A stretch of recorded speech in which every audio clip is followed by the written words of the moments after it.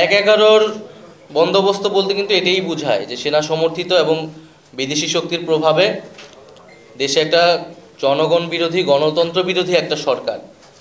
আমরা ৩ আগস্ট থেকে এবং ৫ই আগস্ট বা সেই সময়টাও কিন্তু বারবার এই কথাটা, ৫ই আগস্ট যদি আমাদের সংবাদ সম্মেলন দেখেন বৈষম্য বিরোধী ছাত্র আন্দোলনের, আমরা কিন্তু বারবার এটা স্পষ্ট করেছি যে গণ অভ্যুত্থানের সমর্থনে জনগণের পক্ষের সরকার হতে হবে, যারা গণতন্ত্র এবং সংস্কার নিশ্চিত করবে। আমরা সেনাবাহিনীর প্রতি আমাদের শ্রদ্ধা আছে। সেনাবাহিনী দেশের গুরুত্বপূর্ণ একটি প্রতিষ্ঠান, কিন্তু তার কাজ নয় রাজনৈতিক বিষয়ে সিদ্ধান্ত দেওয়া।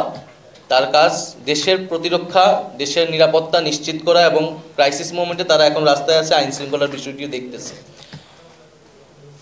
দ্বিতীয়ত, আমরা গণপরিষদ এবং আইনসভা নির্বাচনটি চাই, যেটা আমাদের একটি নতুন সংবিধান এবং আমাদের যে ট্রানজিশন সেটা নিশ্চিত করবে।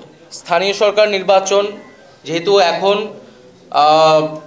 এই যে মেয়র বিষয় নিয়ে আদালতে বিভিন্ন ধরনের রায় আসতেছে এবং সেটা নিয়ে আন্দোলন এবং ধরনের বিশৃঙ্খলা তৈরি হচ্ছে, ফলে আমরা মনে করি যে অতি দ্রুতই স্থানীয় সরকার নির্বাচনের আয়োজন করা সম্ভব, এবং সেটার জন্য নির্বাচন কমিশন পুনর্গঠন করে স্থানীয় সরকার নির্বাচনের দিকে যাওয়া উচিত। আর ডিসেম্বর থেকে জুন যেই টাইম ফ্রেম দেওয়া হয়েছে জাতীয় নির্বাচনের জন্য প্রধান উপদেষ্টার পক্ষ থেকে, আমরা তো সেটা সমর্থন করেছি। আমরা বলছি যে তার আগেই যে জুলাই ঘোষণাপত্র, বিচার সংস্কার, এগুলার নিশ্চিত করে আমরা জাতীয় নির্বাচনের দিকে যেতে পারি।